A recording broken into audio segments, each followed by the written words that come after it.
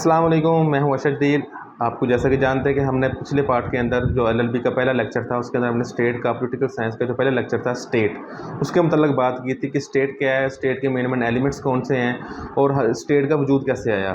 तो सबसे पहले जो स्टेट थी आपको मैंने बता दिया स्टेट क्या है, उसके मेन पॉइंट्स क्या हैं, जो जिसमें मेन पॉइंट्स के इसके एलिमेंट्स के अंदर पॉपुलेशन थी, टेरिटरी थी, गवर्नमेंट थी और सॉवरेंटी थी।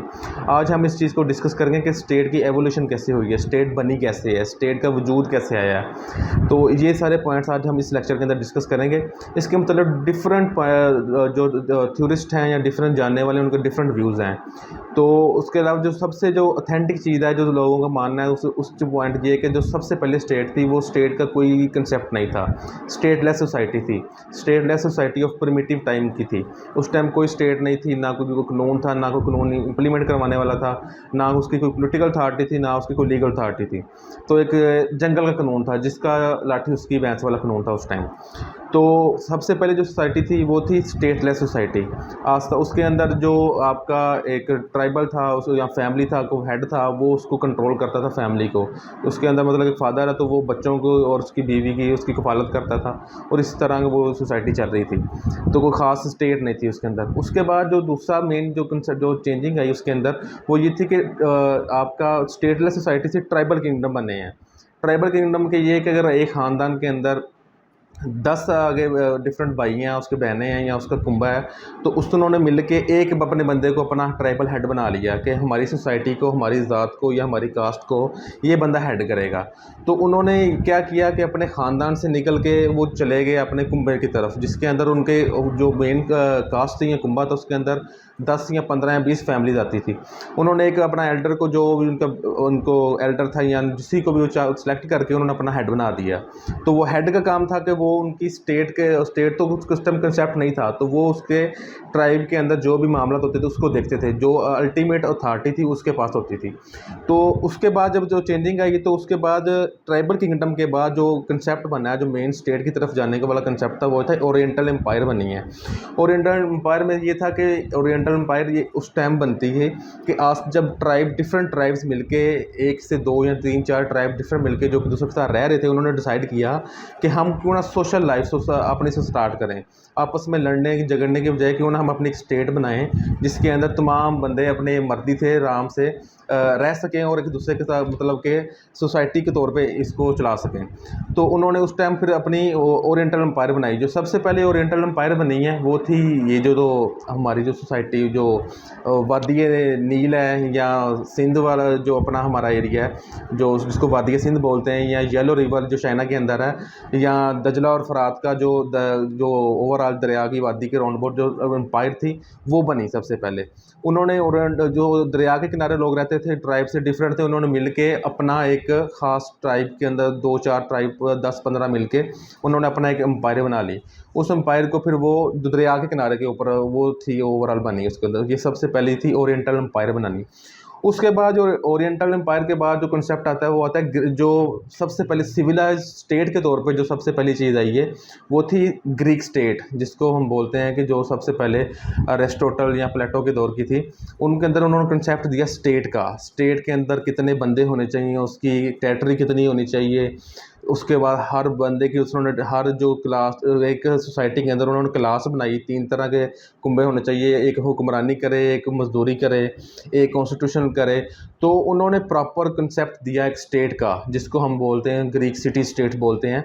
उसके अंदर उन्होंने प्रॉपर एक मैकेनिज़्म दिया कि इतने बंदे होने चाहिए, उनका ये काम होगा, मजदूरी ये बंदे करेंगे, हार्ड वर्क ये करेंगे, जो कॉन्स्टिट्यूशन ये भी बंदे बनाएंगे और इसकी जो अथॉरिटी होगी वो किंग करेगा। तो सबसे पहले जो स्टेट का कंसेप्ट था, जो सबसे पहले जो कंसेप्ट है स्टेट का, वो ग्रीक के कंसेप्ट था स्टेट का। उसके बाद जब छोटी छोटी स्टेट सिटी स्टेट जिसको हम बोलते हैं ग्रीक सिटी स्टेट थी, उन्होंने आपस में उनकी कोऑर्डिनेशन हुई, ट्रांसपोर्टेशन हुई, आपस में उनका मेल मिलाप हुआ। तो उसके बाद फिर एक बड़ी एम्पायर के तौर पर सबसे बड़ी एम्पायर जो सामने आई वो थी रोमन एम्पायर।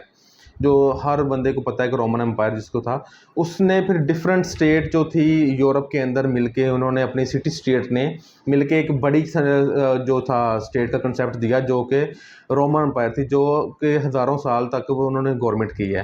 रोमन एम्पायर के अंदर ये था कि उसके अंदर उनका सबसे पहले वो उन्होंने राइट्स दिए लोगों को, कुछ जो लोकल थे उनको भी राइट्स दिए, जहाँ एरिया फ़तह करते थे वहाँ उनको राइट्स भी दिए।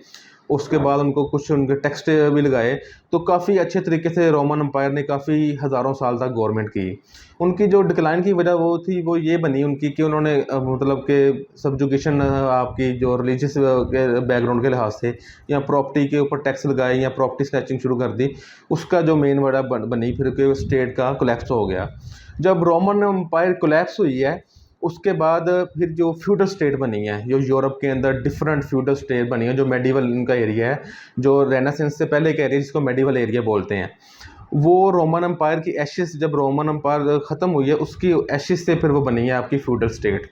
फ्यूडल स्टेट में होता क्या था कि एक दो उसमें एक सोसाइटी के अंदर दो तरह के ग्रुप थे। एक था कि हुक्मरान थे, दूसरे के उनके लोकल काम करने वाले थे। मतलब कि ज़मीन का एक एरिया है, वो सारा एक ख़ास ट्राइब के एक लीडर के फ्यूडल के पास चला गया, वो सारे बाकी उधर काम कर रहे हैं। तो ये जितने भी यूरोप के रेनेसेंस से पहले की स्टेट थी, छोटी छोटी स्टेट थी, वो सारी फ्यूडल स्टेट ही थी। तो फ्यूडल स्टेट बेसिकली ये बनी थी कि रोमन एम्पायर जब कोलैप्स हुई थी, तो हर बंदे ने अपने अपने फ्यूडल ने, हर ट्राइब ने अपना अपना स्टेट, छोटी स्टेट के तौर पे बना के सामने आ गई। तो जब रेनेसेंस आया, रेनेसेंस के बाद जाके फिर प्रॉपर स्टेट की शेप आई है। जब रेनेसेंस 1450 के बाद आया है, तो डिफरेंट स्कॉलर ने फिर डिफरेंट कंसेप्ट दिए। तो उसके बाद फिर नेशनल स्टेट या नेशन स्टेट का कंसेप्ट आया है।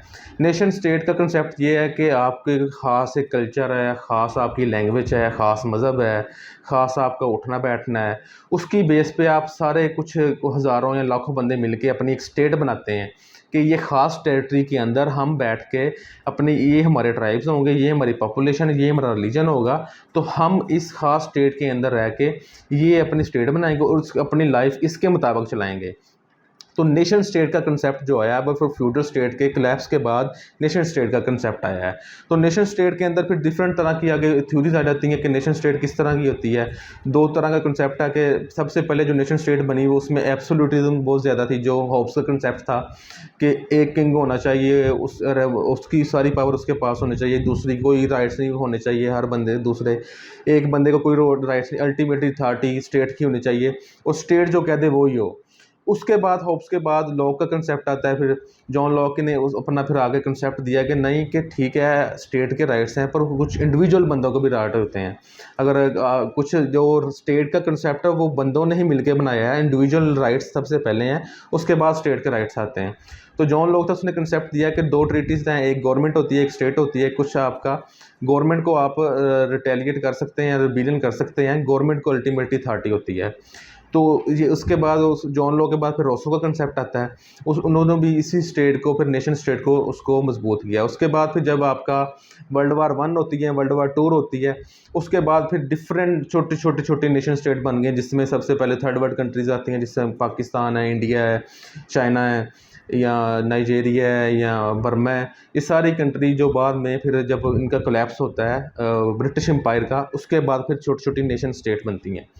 तो ये ओवरऑल जो एवोल्यूशन हुई है स्टेट की, स्टेटलेस सोसाइटी से लेके नेशन स्टेट तक, ये एक पूरा मैकेनिज़्म है कि सबसे पहले जंगल का कानून था, एक ख़ानदान होता था, एक घर का वर्द फ़ाहा था, सबसे जो घर का बड़ा होता था वो अपनी फैमिली को देखता था। उसके बाद दूसरा ट्राइब्स के साथ, दूसरी ख़ानदान के साथ उसका कोई कंसेप्ट नहीं था होता, ना तल्लक होता था। आस्ता आस्ता इंसान के ने आपस में एक दूसरे मिलना स्टार्ट किया, इंसान ने अपनी डिफरेंट डिस्कवरीज़ की और इन्वेंशन की। उसके बाद वो उसके बाद उसकी पैट्रियार्कल और मैट्रियार्कल सोसाइटी बनी, फिर फ्यूडल स्टेट बनी, फिर एम्पायर के तौर पे आ गई, सिटी स्टेट बनी, फिर उसके बाद कोलैप्स हुआ, फ्यूडल स्टेट आई, फिर जाके नेशन स्टेट का कंसेप्ट आता है। अगर नेशन स्टेट के अंदर भी दो चीज़ें हैं कि किस तरह के नेशन स्टेट होती हैं, किसमें एब्सोल्यूटिज्म होती है, लाइक के जिस तरह अभी चाइना है वहाँ कम्युनिज़्म है, या रशिया है उनके अंदर भी उनकी वो कम्युनिज़्म या सोशलिज़्म है। तो वो करते हैं, सपोर्ट करते हैं कि अल्टीमेटली अथॉरिटी स्टेट की है, इंडिविजुअल के राइट्स बहुत कम देते हैं। तो दूसरी नेशन स्टेट जिसमें डेमोक्रेसीज आ सकती हैं, जिसमें के आपका यूके के अंदर या आपका यूएसए के अंदर सिस्टम है, तो वो सपोर्ट करते हैं इंडिविजुअल लिबर्टीज़ पे या राइट्स पहले या स्टेट का कंसेप्ट बाद में आता है। तो ये डिफरेंट तरह की आगे डिफरेंट इंटरप्रिटेशन भी है नेशन स्टेट की। तो ओवरऑल जो स्टेट है वो उनका बनने का मैकेनिज़्म, जो एवोल्यूशन स्टार्ट हुई थी वो स्टेटलेस सोसाइटी से लेके अल्टीमेटली वो ख़त्म होती है अभी आके जो करंटली डिफरेंट तरह की स्टेट, छोटी छोटी स्टेट बनी है, जिसमें कि पाकिस्तान, इंडिया और चाइना, फिर उसके बाद आपका जो बांग्लादेश है, श्रीलंका है, नेपाल है, भूटान है, अफ़गानिस्तान है, ये सारी ये जो स्टेट हैं, ये जब कोलैप्स हुआ है वर्ल्ड वार 2 के बाद, जो ब्रिटिश का, उसके बाद सर ये बनी है। तो ये इसकी ओवरऑल स्टेट की एवोल्यूशन थी।